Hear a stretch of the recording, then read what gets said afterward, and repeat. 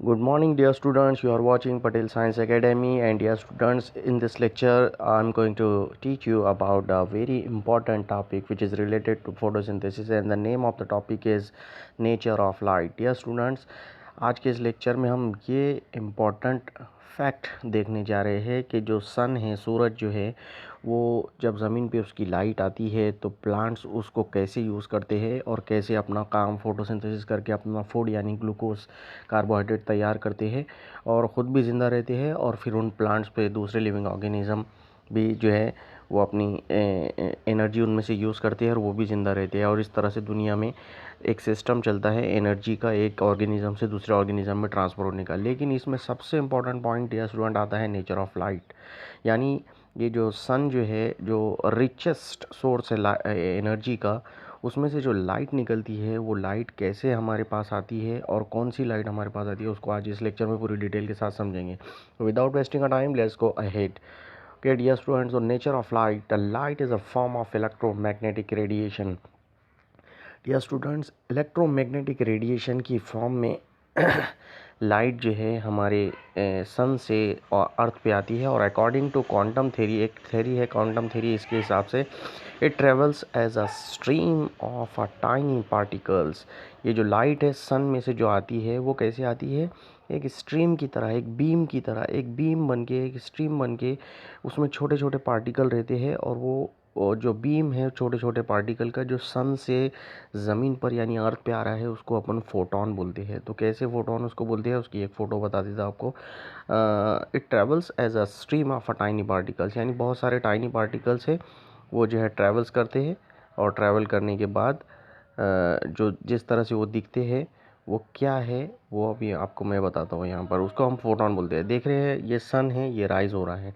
तो dear student, ये सन में से आपको जो ये लाइट दिख रही है ये क्या है, बीम ऑफ स्मॉल पार्टिकल्स। ये जो आप देख पा रहे हैं ये बीम ऑफ स्मॉल पार्टिकल्स है, यानी ये जो छोटे छोटे लाइट के पार्टिकल का एक बीम यानी स्ट्रीम दिख रहा है, ये छोटे छोटे टाइनी पार्टिकल्स है लाइट के जो सन में से आ रहे हैं और आप देख पा रहे हैं उसको, और इसी को कहते हैं फोटॉन्स। ओके डियर स्टूडेंट्स, तो पहला पॉइंट जो मैंने अभी आपको समझाया वो इसी बात को दिखाता है कि जो फोटॉन्स है वो जो फोटॉन्स है वो स्ट्रीम ऑफ टाइनी पार्टिकल्स है, यानी छोटे छोटे पार्टिकल जो है वो सन में से निकलते हैं और एक के पीछे एक, एक के पीछे एक ऐसे निकलते हैं कि एक बीम दिखता है, उसी को हम फोटॉन बोलते हैं। ओके डियर स्टूडेंट्स, अब आगे बढ़ते हैं और देखते हैं next point. Next point, I hope कि आपको फोटॉन समझ में आ गया है। फोटॉन मतलब stream of tiny particles of light coming from the sun.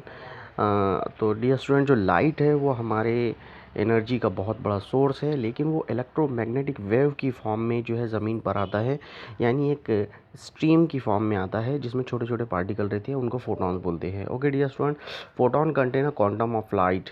तो फोटॉन में क्वांटम ऑफ लाइट होता है, यानी एक लाइट का एक बहुत बड़ा हिस्सा उसमें एक बीम की फॉर्म में जो है ज़मीन पर आता है। ओके, तो एक और पॉइंट देख लेते हैं according to the wave theory. अब वेव थ्योरी के अभी हमने क्या देखा कि लाइट पार्टिकल की फॉर्म में, फोटॉन की फॉर्म में सन में से निकल कर आती है बीम बनकर, स्ट्रीम बनकर। अब वेव थ्योरी क्या बोलती है, ये तो क्वांटम थ्योरी बोलती थी। अब वेव थ्योरी क्या बोलती है, वेव थ्योरी बोलती है कि light travels in the form of waves of different wavelength having the different colours. तो ये तो बहुत ही इंटरेस्टिंग बात है डियर स्टूडेंट्स कि एक लाइट का एक और तरीका है ज़मीन पर आने का। क्या तरीका है, वेव थ्योरी ने उसको बहुत अच्छे से समझाया है। कौन सा तरीका है कि light travels in the form, light also travels in the form of waves of different wavelength. Different wavelength की वेव्स की जो फॉर्म है, यानी जो लाइट जो है ज़मीन पर अलग अलग वेवलेंथ की फॉर्म में भी आती है, यानी इलेक्ट्रोमैग्नेटिक वेव की फॉर्म में भी जो है ज़मीन पर आती है। यानी मैं अभी आपको फ़ोटो उसकी बताता हूँ, आपको बहुत अच्छे से समझ में आ जाएगा। तो इसका मीनिंग सिर्फ ये है कि लाइट पहले जो मैंने बताया फोटॉन की फॉर्म में भी ट्रैवल करती है, क्वांटम थ्योरी उसका नाम है। और दूसरा जो है light also travels in the form of the wave, यानी एक जो लहर होती है, वेव होती है अपनी, वो वेव की फॉर्म में भी लाइट सन से ज़मीन पर आती है और वो वेव की वेवलेंथ डिफरेंट होती है। अब वेव की वेवलेंथ काय को बोलते हैं वो मैं आपको बताता हूँ। ओके डियर स्टूडेंट, तो चलते हैं हम नेक्स्ट पॉइंट पे समझने के लिए। वेवलेंथ को। तो ठीक है, ये देखिए, ये आपके सामने जो मैं अभी दिखा रहा हूँ ये है एक वेव। समझ लीजिए ये सन है, समझ लीजिए ये सन है। तो सन से, और ये समझ लीजिए अर्थ है। तो ये सन से एक तो लाइट कैसे आ सकती है, क्वांटम थ्योरी में हमने देखा फॉर्म फोटोन की फॉर्म में, यानी पार्टिकल पार्टिकल पार्टिकल उसमें रहेंगे। दूसरे कैसे आ सकती है, ये इस तरह से, यानी वेव बनकर भी आ सकती है। तो वेव बनकर जो लाइट सन से अर्थ पर आती है, उसकी एक ख़ास बात ये होती है कि वेव में आपको क्रेस्ट दिखाई देगी। तो जो वेव जो है, वेव का जो ऊपर वाला टिप वाला पार्ट है, जिसमें इस तरह से मोड़ आते हैं, तो ये जो ऊपर वाला पार्ट है इसको क्रेस्ट बोलते हैं। ओके, तो यहाँ पर अभी दो क्रेस्ट आप देख पा रहे हैं, और जो नीचे वाला पॉइंट है उसको ट्रफ बोलते हैं। ओके डियर स्टूडेंट, तो समझ लीजिए ये एक वेव है। तो उसमें आपको ऊपर वाले पॉइंट को क्या बोलेंगे आप, क्रेस्ट, नीचे वाले पॉइंट को क्या बोलेंगे आप, ट्रफ। ओके, तो क्रेस्ट यहाँ पर मैं आपको बता रहा हूँ वेव लेंथ काय को बोलते हैं। इतना तो समझ में आ गया होगा आपके कि जो लाइट है वो वेव की फॉर्म में भी ट्रैवल करती है। वेव थ्योरी उसी को दिखा रही है। तो वेव थ्योरी में हम यही देखने जा रहे हैं कि वेवलेंथ किसको बोलते हैं। वेवलेंथ डियर स्टूडेंट्स, वेवलेंथ बोलते हैं नेक्स्ट स्लाइड में आपको बताता हूँ। वेवलेंथ को बहुत इजीली हम समझेंगे। यहाँ पर वेवलेंथ बोलते हैं the distance between the two crest, दो क्रिस्ट के बीच में का डिस्टेंस, उसको बोलते हैं वेवलेंथ। या फिर दो ट्रफ के बीच में का डिस्टेंस, ये दोनों के बीच में का जो डिस्टेंस होता है, the distance between either two troughs, नीचे वाला पार्ट, जो नीचे वाला जो मोड़ होता है वेव का, उसको बोलते हैं। या फिर दो क्रेस्ट यानी ऊपर वाला जो मोड़ होता है उसको, उसके बीच में का जो डिस्टेंस होता है उसको वेवलेंथ बोलते हैं। डियर स्टूडेंट, समझ में आ गया एक वेव की वेवलेंथ किसे बोलते हैं। क्रेस्ट, दो क्रेस्ट के बीच का डिस्टेंस या फिर दो ट्रफ के बीच में का डिस्टेंस। क्रेस्ट किसको बोलते हैं, ये ऊपर वाला जो मोड़ होता है वेव का वो। और ट्रफ किसको बोलते हैं, जो नीचे वाला मोड़ होता है वो। जब एक क्रेस्ट से लेकर एक दूसरे क्रेस्ट तक एक वेव जो है पूरा कंप्लीट होती है, तो उसको एक वेव साइकिल बोलते हैं। ओके, तो आई होप कि आपके ये समझ में आया है। और एम्पलीट्यूड किसको बोलते हैं, एम्पलीट्यूड बोलते हैं किसी भी वेव का उसके क्रेस से लेकर उसके क्रेस से लेकर उसके ट्रफ तक का डिस्टेंस, उसको एम्पलीट्यूड बोलते हैं। यानी अगर एक वेव की अगर आप क्या कहते हैं, ट्रफ से लेकर क्रेस तक अगर डिस्टेंस आप उसकी हाइट को आप नोट कर ले, तो समझ लो आपने उसका एम्पलीट्यूड नोट किया। तो डियर स्टूडेंट, 3 पॉइंट ये मैंने यहाँ पर समझाया हूँ। वेवलेंथ, वेवलेंथ में उसका क्रेस्ट, उसका ट्रफ और उसका एम्पलीट्यूड। क्रेस्ट यानी उसका upper part of wavelength, trough जो है उसका लोअर पॉइंट वेव का, इलेक्ट्रोमैग्नेटिक वेव का, और एम्पलीट्यूड एक क्रेस से ट्रफ तक या ट्रफ से क्रेस तक की हाइट को एम्पलीट्यूड बोलते हैं। ओके डियर स्टूडेंट्स, तो आई होप कि आपके ये समझ में आ गया है कि वेवलेंथ काय को बोलते हैं। अब वेवलेंथ के बारे में अभी हमने थर्ड नंबर पॉइंट क्या देखा था डियर स्टूडेंट। वेवलेंथ के बारे में हमने थर्ड नंबर पॉइंट ये देखा था कि लाइट फोटोन की फॉर्म में तो ट्रैवल करती है, लेकिन डिफरेंट वेवलेंथ की फॉर्म में भी ट्रैवल करती है। और डिफरेंट वेवलेंथ वाली जो लाइट होती है उनके अलग अलग डिफरेंट कलर भी होते हैं। तो आपको यहाँ पर एक और इम्पॉर्टेंट बात बताता हूँ कि किसी भी इलेक्ट्रोमैग्नेटिक लाइट की जो मतलब जो इलेक्ट्रोमैग्नेटिक रेडिएशन है जो सन से ज़मीन पर आ रहा है, वो उसकी जो वेवलेंथ है वो डिफरेंट होती है। तो आपको ऊपर दिख रहा होगा ये वेव, आप देखिए कैसी है, छोटी छोटी वेव आपको दिख रहे हैं। तो ये शॉर्ट वेवलेंथ वाली वेव्स है। और यहाँ पर देखिए ये लॉन्ग वेवलेंथ वाली वेव है। इसमें देखिए डिस्टेंस कितना ज़्यादा है। तो इसका मतलब ये वेवलेंथ जो है, ऊपर वाली जो वेवलेंथ है इनका, ऊपर वाली जो इलेक्ट्रोमैग्नेटिक वेव है उनकी वेवलेंथ कम है, और ये जो नीचे वाली मैंने बताया वो आपको, इनकी वेवलेंथ ज़्यादा है। अब इसका एक इम्पॉर्टेंट बात क्या है कि जब वेवलेंथ कम होती है तो वैसे इलेक्ट्रोमैग्नेटिक वेव की फ्रीक्वेंसी हाई होती है, और जब वेवलेंथ ज़्यादा होती है तो ऐसे इलेक्ट्रोमैग्नेटिक वेव की यानी ऐसी लाइट की फ्रीक्वेंसी लो होती है। जिसके कारण क्या होता है, जहाँ पर वेवलेंथ कम होती है वहाँ पर एनर्जी ज़्यादा होती है, ज़्यादा छुपी हुई होती है। और जहाँ जिस वेव की वेवलेंथ ज़्यादा होती है उसके अंदर एनर्जी कम होती है।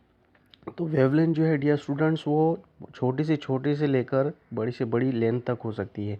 जैसे छोटी से छोटी लेंथ अगर मैं बताऊँ तो नैनोमीटर से भी कम वेवलेंथ वाली लाइट हो सकती है, और बड़ी से बड़ी अगर बताऊँ तो किलोमीटर तक जो है हो सकती है। छोटे से छोटी की एग्जांपल जो है गैमा रेस हम दे सकते हैं, जहाँ से जो है सनलाइट जो है जिसका वेवलेंथ 0.0001 नैनोमीटर से लेकर 0.01 नैनोमीटर तक होता है। तो ये सबसे छोटी छोटी रेस है सन में से जो निकलती है। और बड़े से बड़ी रेस जो है किलोमीटर में भी हो सकती है, जैसे रेडियो वेव्स। जैसे एक रेडियो वेव जो है एक एरिया से निकल कर दूसरे एरिया में अगर ट्रैवल कर रहे हैं, जैसे अमेरिका के किसी एक पार्ट से ट्रैवल कर रहे हैं, तो वो किसी दूसरे देश तक जाने के लिए बीच में से पहाड़ों को पार करते हुए जाती है, क्योंकि वेवलेंथ बहुत बड़ी है। तो जब उसकी वेवलेंथ बहुत बड़ी है तो उस एरिया में जो भी उस वेवलेंथ को कैच कर सकते हैं, जिससे जैसे अपन रेडियो वगैरह का नेटवर्क जो है वो अपने को मिलता है। तो कैसे मिलता है वो, ये बड़ी बड़ी वेवलेंथ वाली जो इलेक्ट्रोमैग्नेटिक वेव होती है, वो क्योंकि उनकी वेवलेंथ ज़्यादा है, इसलिए वो किसी भी बीच के एरिया में वेवलेंथ ज़्यादा होने की वजह से कैच की जा सकती है। और इस तरह से हम वो लाइट रेडियो का जो है रेडियो स्टेशन जो है स्टेशन अपना चलता रहता है, और इस तरह से हमको कहीं कर किसी भी एरिया के हाई वेवलेंथ वाले रेडियो एक्टिव वेव का जो है फ़ायदा मिलता है, और हम उस न्यूज़ वगैरह उस पर सुन सकते हैं। तो इससे समझ में ये आया कि लाइट जो है वो फोटोन की फॉर्म में भी ट्रैवल होती है, और कौन से फॉर्म में ट्रैवल होती है, और इलेक्ट्रोमैग्नेटिक की फॉर्म में भी ट्रैवल होती है, जिसको हमने अभी देखा। तो ये पहले दो पॉइंट जो थे डियर स्टूडेंट्स, पहले दो तीन पॉइंट जो थे हमने जो देखा यहाँ पर, वो इसी को बता रहे हैं। एक तो फोटोन की फॉर्म में लाइट ट्रैवल कर सकती है, और अभी हमने ये पॉइंट देखा ब्लू कलर में कि लाइट जो है वो वेव्स की फॉर्म में भी, इलेक्ट्रोमैग्नेटिक वेव्स की फॉर्म में भी ट्रैवल करती है। और इतना बात भी समझ में आ गई होगी आपके कि इलेक्ट्रोमैग्नेटिक वेव की वेवलेंथ जो है वो डिफरेंट कलर्स की डिफरेंट होती है, और उनका डिफरेंट कलर भी होता है। One can see the electromagnetic radiation with the wavelength ranging from 390 nanometre to 730 nanometre. अब ये सबसे इम्पोर्टेंट बात आप इस लेक्चर की देखिए कि सन में से वो वेवलेंथ जिसकी रेंज 390 से नैनोमीटर से लेकर 730 नैनोमीटर के बीच में है, ऐसी वेवलेंथ वाली इलेक्ट्रोमैग्नेटिक रेडिएशन को, इलेक्ट्रोमैग्नेटिक वेव को हम देख सकते हैं, हमारी आंखें उनको देख सकती है। और क्योंकि हम उसको देख सकते हैं, इसीलिए that part of spectrum which is coming from the sun is called a visible light, इसीलिए उसको विजिबल लाइट बोलते हैं। और it lies between the wavelength of the ultraviolet light and the infrared rays। तो डियर स्टूडेंट, जो सन में से जो अलग अलग लाइट आ रही है उसकी अलग अलग वेवलेंथ होती है। हम कौन सी देख पाते हैं, जिसकी वेवलेंथ 390 से 730 नैनोमीटर के बीच में हो, और ये लाइट को हम विजिबल लाइट बोलते हैं, क्योंकि हम इसको देख सकते हैं, हमारी आंखें इसको देख सकती है। और इसी में से जो है प्लांट भी जो है विजिबल लाइट में से ही कुछ लाइट को एब्जॉर्ब करके फोटोसिंथेसिस का प्रोसेस करते हैं। और ये विजिबल लाइट है कहाँ, ये अल्ट्रावायलेट और इंफ्रारेड रेस के बीच में होती है। तो अभी हम नेक्स्ट पॉइंट वही देखने वाले हैं डियर स्टूडेंट्स। चलिए नेक्स्ट पॉइंट देखते हैं जल्दी जल्दी। ओके, चलिए बगैर टाइम वेस्ट किए अभी नेक्स्ट लाइन देखते हैं। सबसे ऊपर आपको दिख रहा होगा इंक्रीजिंग एनर्जी। ये इंक्रीजिंग एनर्जी इस डायरेक्शन में राइट से, इस स्लाइड के राइट से लेफ़्ट की तरफ दिखा रहा है, और लेफ़्ट से राइट की तरफ नीचे वाले में देखिए क्या बता रहा है, इंक्रीजिंग वेवलेंथ। यानी ऊपर ये जो इलेक्ट्रोमैग्नेटिक वेव आपको दिख रही है, ये इलेक्ट्रोमैग्नेटिक वेव की सबसे ख़ास बात ये है कि इसमें यहाँ ये इलेक्ट्रोमैग्नेटिक वेव की वेवलेंथ कम है और इधर ज़्यादा है। यानी वेवलेंथ इस तरह से इधर से ये लेफ़्ट साइड से राइट साइड की तरफ बढ़ती जा रही है। तो जैसे जैसे वेवलेंथ बढ़ रही है, ऊपर हमने क्या देखा, वैसे वैसे ऊपर आप देखिए इंक्रीजिंग एनर्जी, वैसे वैसे एनर्जी कम होते जा रही है। यानी जितनी कम वेवलेंथ होगी इलेक्ट्रोमैग्नेटिक वेव की, एनर्जी उसमें उतनी ज़्यादा होगी। इसीलिए अपोजिट डायरेक्शन में एरो दिखा रहे हैं। ठीक है, अब सबसे इम्पोर्टेंट बात देख लेते हैं कि सपोज़ ये समझ लीजिए ये सन है, तो सन से जो लाइट ज़मीन पर आ रही है, अर्थ पे आ रही है, वो ऐसे आती है। पहली जो लाइट होती है जिसकी वेवलेंथ की रेंज 0.0001 नैनोमीटर से 0.01 नैनोमीटर के बीच में होती है, उनको गैमा रेज बोलते हैं। फिर बाद में जिनकी इतनी होती है उनको एक्स रेज बोलते हैं। जिनकी फिर उससे ज़्यादा होती है 10 नैनोमीटर से 1000 नैनोमीटर के ऑलमोस्ट बीच में होती है, उनको अल्ट्रावायलेट रेज बोलते हैं, यूवी रेज बोलते हैं। और यूवी रेज के बाजू में एक छोटा सा पार्ट आपको दिख रहा है, ये वाला पार्ट जिसको मैंने जूम करके यहाँ पर दिखाया हूँ, ये वो लाइट है जो यूवी रेज के बाजू में है। और इधर से क्या दिख रहा है, इंफ्रारेड राइज। तो इधर से समझ ली, पहले क्या देखे हमने, एक गैमा रेस, फिर एक्स रेस, फिर अल्ट्रावायलेट रेस, और उसके बाजू में विजिबल लाइट का बीम है, और उसके बाजू में इंफ्रारेड रेस है। सॉरी। तो डियर स्टूडेंट, मैंने आपको पहले क्या बताया कि जो अल्ट्रावायलेट रेस और इंफ्रारेड रेस के बीच वाला जो पार्ट है, वो दोनों के बीच वाले पार्ट में जो लाइट जिसको हम देख सकते हैं उसको विजिबल लाइट बोलते हैं। और यही वो है जिसकी रेंज जो है ऑलमोस्ट 390 से 730 के बीच में है। और इसमें 7 कलर दिखाई देते हैं जिसको विबजॉर हम बोलते हैं, VIBGYOR। ये विजिबल लाइट है जिसके पहले मैंने आपको बताया। विबजॉर यानी violet, indigo, blue, green, yellow, orange और रेड। तो ये यही वो violet, indigo, blue, green, yellow, orange और रेड कलर है, जो 7 कलर हैं। तो डियर स्टूडेंट, इसी को विजिबल लाइट हम बोलते हैं क्योंकि इसको हम देख सकते हैं। ये किसके किसके बीच में है, इंफ्रारेड रेस और अल्ट्रावायलेट रेस के बीच में है। इस तरह से वेवलेंथ जो है gamma rays, X rays, ultraviolet rays, visible light, infrared और रेडियो एक्टिव वेव्स ऐसी होती है। सबसे बड़ी जो वेवलेंथ वाली है वो रेडियो एक्टिव वेव्स है।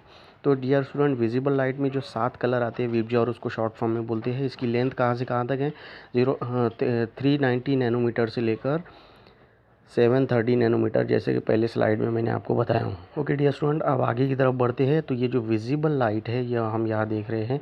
विजिबल लाइट के जो रेंज है, विजिबल लाइट में से ही कुछ लाइट है, कुछ वेवलेंथ वाली लाइट है जिसको प्लांट यूज़ करते हैं, और प्लांट यूज़ करके उसको अपना फोटोसिंथेसिस का प्रोसेस करते हैं। Dear students, absorption in action spectrum का बोलते हैं। All the photosynthetic pigment have ability to absorb the different wavelength of light.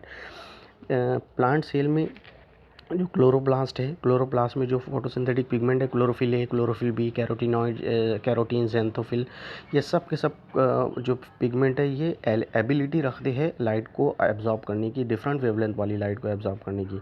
तो dear students, a light absorbed at each wavelength by a different pigment can be shown in the form of a graph। अब कोई जो light है उसको, उसकी एक कुछ ना कुछ वेवलेंथ होंगी। हर वेवलेंथ वाली लाइट को जो एब्जॉर्ब की गई है बाय द कलर पिगमेंट, यानी फोटोसिंथेसिस के अंदर जो पिगमेंट है, क्लोरोफिल है, क्लोरोफिल बी, वो अलग अलग वेवलेंथ अपनी जो है वेवलेंथ वाली लाइट जो एब्जॉर्ब करेंगे उसको ग्राफ के ज़रिए हम दिखा सकते हैं, और उसी ग्राफ को हम एब्जॉर्प्शन स्पेक्ट्रम बोलते हैं। Such a graph showing the absorption of the light at a different wavelength by the different pigment is called it is called as absorption spectrum. तो एब्जॉर्प्शन स्पेक्ट्रम किसको बोलते हैं, यानी लाइट एब्जॉर्ब किया है किसने, सेल के अंदर जो क्लोरोप्लास्ट है उसके कलरफुल पिगमेंट ने, और वो डिफरेंट वेवलेंथ की लाइट है। हर वेवलेंथ की लाइट जो उसने एब्जॉर्ब किया है उसको ही, उस ग्राफ को ही हम बोलते हैं एब्जॉर्प्शन स्पेक्ट्रम। जैसे कि आपको इस ग्राफ में दिख सकता है, ये देखिए क्लोरोफिल ए, क्लोरोफिल बी के कैरोटीनॉइड्स। तो इन्होंने जो है ये देखिए आप ग्रीन कलर की लाइट, ग्रीन कलर की, डार्क ग्रीन कलर की लाइट को एब्जॉर्ब किया है।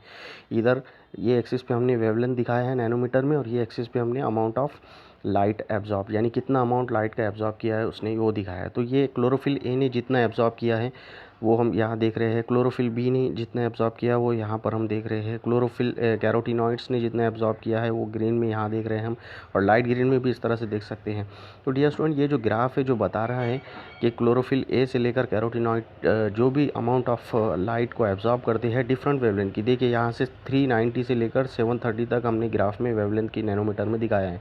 तो डियर स्टूडेंट, जो भी लाइट का एब्जॉर्प्शन अमाउंट जो है क्लोरोफिल यानी कलर पिगमेंट जो एब्जॉर्ब करते हैं उसको ग्राफ के ज़रिए अगर हम दिखा रहे हैं उस अमाउंट को, लाइट एब्जॉर्ब किए हुए को, तो इसको बोलते हैं एब्जॉर्प्शन स्पेक्ट्रम।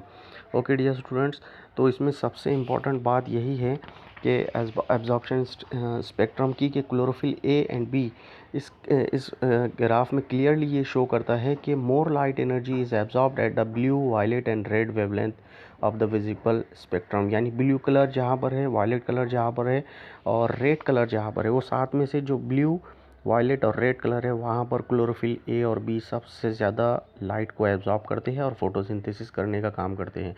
तो I hope dear student absorption spectrum आपकी समझ में आया है, यानी amount of light absorbed at each wavelength by the chlorophyll pigment. अब देखते हैं the absorption spectrum of the chlorophyll A is clearly show. ये मैंने अभी बताया आपको कि जहाँ पर ब्लू कलर है, वायलेट कलर है और रेड कलर है, वहाँ पर सबसे ज़्यादा क्लोरोफिल ए और बी ने लाइट को एब्जॉर्ब किया है। ठीक है, ग्राफ शोइंग द रेट। अब देखते हैं एक्शन स्पेक्ट्रम। अभी हमने क्या देखा था, एब्जॉर्प्शन स्पेक्ट्रम देखा था जिसमें अमाउंट ऑफ लाइट एब्जॉर्ब होती है। अब देखते हैं एक्शन स्पेक्ट्रम। एक्शन स्पेक्ट्रम किसको बोलते हैं? The graph showing the rate of photosynthesis as a different wavelength of light. यानी वो ग्राफ जिसमें रेट ऑफ फोटोसिंथेसिस को दिखाया जाता है। यानी भाई लाइट तो एब्जॉर्ब हो गई, जितनी भी लाइट एब्जॉर्ब हुई उसको हम एब्जॉर्प्शन स्पेक्ट्रम बोल रहे हैं, लेकिन अब वो जितनी लाइट एब्जॉर्ब हुई उसके हिसाब से फोटोसिंथेसिस का रेट कैसा चल रहा है, कितना हो रहा है, कम हो रहा है, ज़्यादा हो रहा है, उस रेट को दिखाने वाली ग्राफ को हम एक्शन स्पेक्ट्रम बोलते हैं। The relative rate of the photosynthesis at the different wavelength indicates the close relationship between the absorption spectrum of the chlorophyll A and B.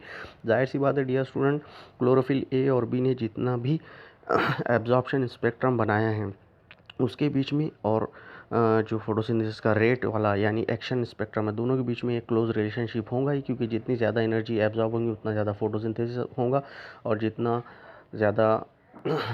जितनी कम एनर्जी एब्जॉर्ब होगी उतना ही कम फोटोसिंथेसिस होगा।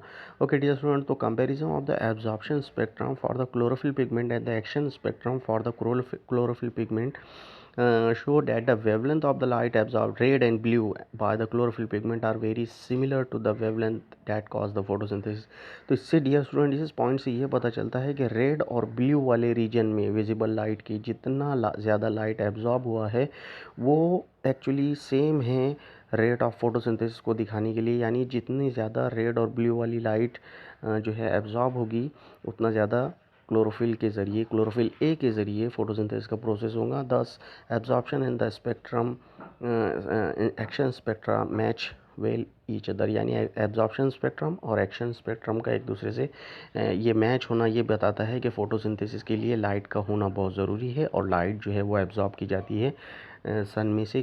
कौन एब्जॉर्ब करता है? प्लांट के क्लोरोप्लास्ट के क्लोरोफिल पिगमेंट, क्लोरोफिल ए और बी और कैरोटीनॉइड्स, जिसमें से क्लोरोफिल ए को कैरोटीनॉइड और क्लोरोफिल बी जो है डिफरेंट वेवलेंथ की लाइट को एब्जॉर्ब करके क्लोरोफिल ए को देते हैं और क्लोरोफिल ए भी खुद भी करता है एब्जॉर्ब और इनसे भी हेल्प लेता है। इन्होंने जो अलग अलग वेवलेंथ की लाइट को एब्जॉर्ब किया है वो बाद में क्लोरोफिल ए को देते हैं। इस तरह से क्लोरोफिल ए उस लाइट को एब्जॉर्ब करके अपना फोटोसिंथेसिस का काम करता है। तो in other words the absorption and the action spectra for the chlorophyll A and B coincide. Okay dear students, तो आई होप कि आपको नेचर ऑफ लाइट समझ में आया है और नेचर ऑफ लाइट से ये भी समझ में आया है कि नेचर ऑफ लाइट डिपेंड करता है फोटोसिंथेसिस के लिए। ये ग्राफ में आप रेट ऑफ फोटोसिंथेसिस को रेड कलर में देख रहे हैं और एब्जॉर्प्शन रेट ऑफ फोटोसिंथेसिस को ब्लू कलर में देख रहे हैं और एब्जॉर्प्शन को रेड कलर में देख सकते हैं। ओके डियर स्टूडेंट्स, तो एक्शन स्पेक्ट्रम आपको यहाँ पर दिख रहा होगा। इस तरह से हमने देखा एक वेवलेंथ क्या होती है, नेचर ऑफ लाइट कैसा है, जिसमें से विजिबल लाइट कौन सी है और फोटोसिंथेसिस कैसे होता है, ये नेक्स्ट लेक्चर में हम देखेंगे। Thank you very much for watching this.